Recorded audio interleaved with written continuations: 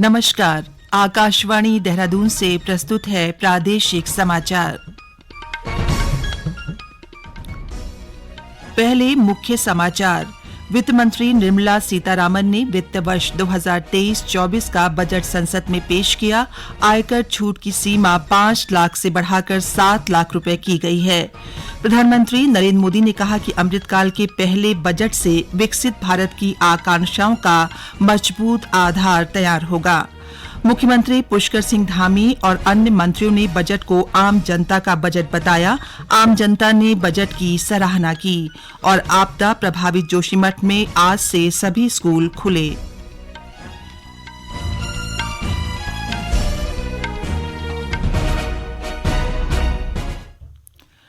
समाचारों के साथ मैं पंकज सनवाल खुलबे। अब समाचार विस्तार से। वित्त मंत्री निर्मला सीतारामन ने आज लोकसभा में 2023-24 का बजट पेश किया। वित्त मंत्री ने कहा कि इस बार का बजट समृद्ध और समावेशी भारत की परिकल्पना को साकार करता है। बजट में गरीब खाद्यान्न योजना 1 साल के लिए बढ़ाई गई है। वित्त मंत्री ने कहा कि 7 लाख की आय तक अब कोई टैक्स नहीं लगेगा। वित्त मंत्री ने कहा कि आजादी का अमृत महोत्सव के अंतर्गत नई बचत योजना महिला सम्मान बचत प्रमाण पत्र लाई जाएगी। इसके अंतर्गत महिलाओं और बालिकाओं को 2 वर्ष की अवधि के लिए 2 लाख रुपए तक की जमा राशि पर 7.5% ब्याज मिलेगा। ये योजना केवल एक बार के लिए होगी। इसमें आंशिक निकासी का विकल्प भी होगा। उन्होंने कहा कि वर्ष 2014 से स्थापित मौजूदा 157 चिकित्सा महाविद्यालयों के साथ ही संस्थानों में 157 नए नर्सिंग कॉलेज खोले जाएंगे। वित्त मंत्री ने कहा कि केंद्र अगले 3 वर्षों में 3,50,000 जनजातीय विद्यार्थियों के लिए 740 एकलव्य मॉडल आवासीय विद्यालयों में 38,800 अध्यापकों और सहयोगी कर्मचारियों को नियुक्त किया जाएगा। बजट में पीएम आवास योजना के लिए परिव्यय 66% से बढ़ाकर 79,000 करोड़ रुपए किया गया है।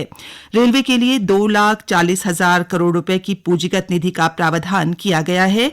5G सेवाओं पर आधारित एप्लीकेशन विकसित करने के लिए 100 लैब स्थापित की जाएंगी, जिनसे नए अवसरों, बिजनेस मॉडलों और रोजगार संबंधी संभावनाओं को तलाशने में सहायता मिलेगी।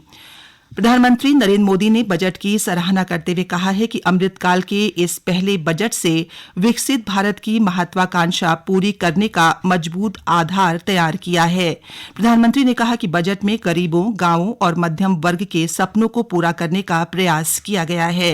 प्रधानमंत्री ने कहा कि बजट में इंफ्रास्ट्रक्चर पर जोर दिया गया है ताकि अधिक से अधिक युवाओं को हर क्षेत्र में रोजगार मिल सके। बजट में हमने टेक्नोलॉजी और न्यू इकोनॉमी पर बहुत अधिक बल दिया है। एस्पिरेशनल भारत आज road, rail, metro, port, waterways हर क्षेत्र में आधुनिक इंफ्रास्ट्रक्चर चाहता है। नेक्स्ट जनरेशन इंफ्रास्ट्रक्चर चाहिए। 2014 की तुलना में इंफ्रास्ट्रक्चर में निवेश पर 400% से ज्यादा की वृद्धि की गई है। इस बार इंफ्रास्ट्रक्चर पर 10 लाख करोड़ रुपए का अभूतपूर्व इन्वेस्टमेंट भारत के विकास को नई ऊर्जा और तेज गति देगा। ये निवेश युवाओं के लिए रोजगार के नए अवसर पैदा करेगा, एक बहुत बड़ी आबादी को आय के नए अवसर उपलब्ध कराएगा।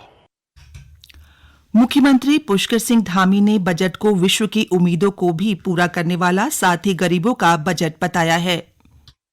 यह बजट आम जनता का बजट है। 130 करोड़ भारतवासियों के लक्ष्य को पूरा करने वाला विजन इस बजट में साफ दिखाई देता है। गरीबों का बजट है।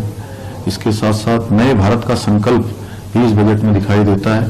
भारत की अर्थव्यवस्था 10वें नंबर से आज 5वें नंबर की अर्थव्यवस्था बनी है।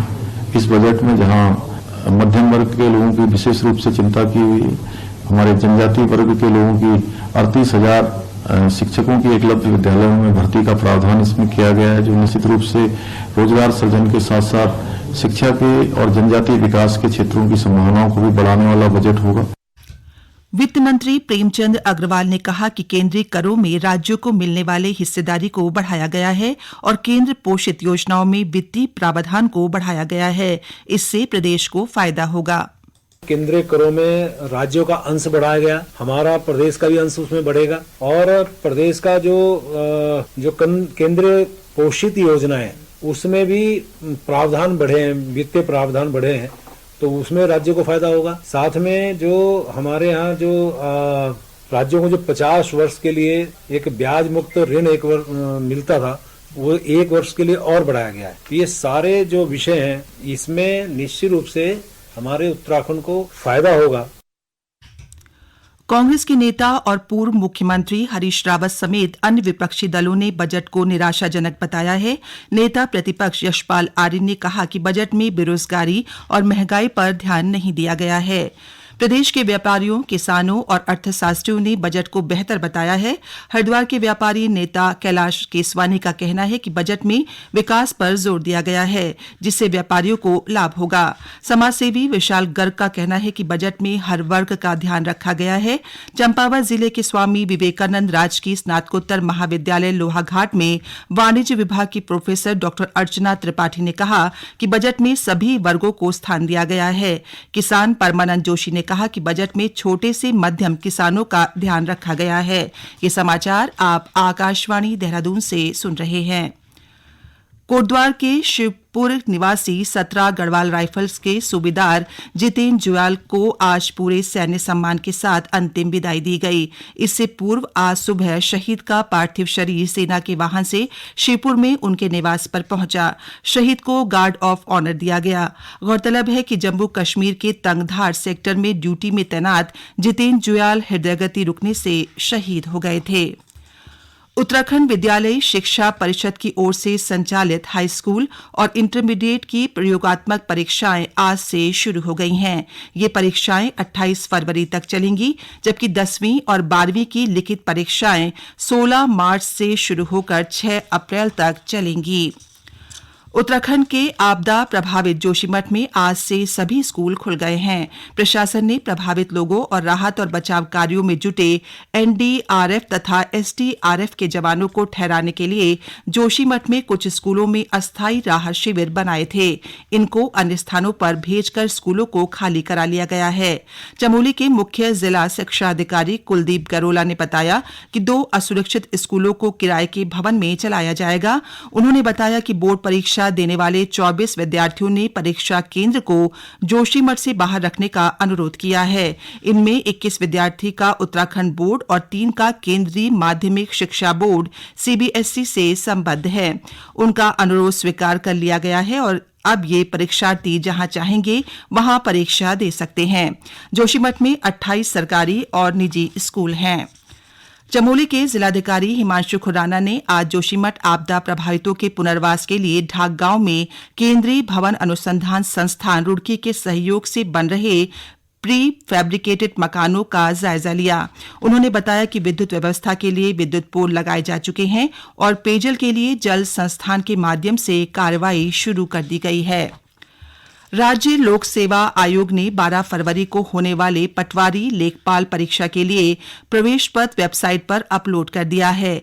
आयोग ने बताया कि प्रवेश पत्र डाक द्वारा नहीं भेजे जाएंगे। वहीं उत्तराखंड परिवहन निगम की बसों में अभ्यर्थी मुफ्त यात्रा कर सकेंगे। केंद्रीय रक्षा राज्य मंत्री अजय भट्ट ने गणतंत्र दिवस परेड में उत्तराखंड की मानसखंड झांकी को प्रथम आने पर पुरस्कृत किया। कल नई दिल्ली में राष्ट्रीय रंगशाला शिविर में राज्य की ओर से सूचना महानिदेशक बंशीधर तिवारी ने ये पुरस्कार प्राप्त किया। अंत में मुख्य समाचार एक बार। वित्त मंत्री निर्मला सीतारामन ने वित्त वर्ष 2023-24 का बजट संसद में पेश किया। आयकर छूट की सीमा 5 लाख से बढ़ाकर 7 लाख रुपए की गई है। प्रधानमंत्री नरेंद्र मोदी ने कहा कि अमृतकाल के पहले बजट से विकसित भारत की आकांक्षाओं का मजबूत आधार तैयार होगा। मुख्यमंत्री पुष्कर सिंह धामी और अन्य मंत्रियों ने बजट को आम जनता का बजट बताया। आम जनता ने बजट की सराहना की। और आपदा प्रभावित जोशीमठ में आज से सभी स्कूल खुले। इसी के साथ प्रादेशिक समाचार समाप्त हुए। नमस्कार।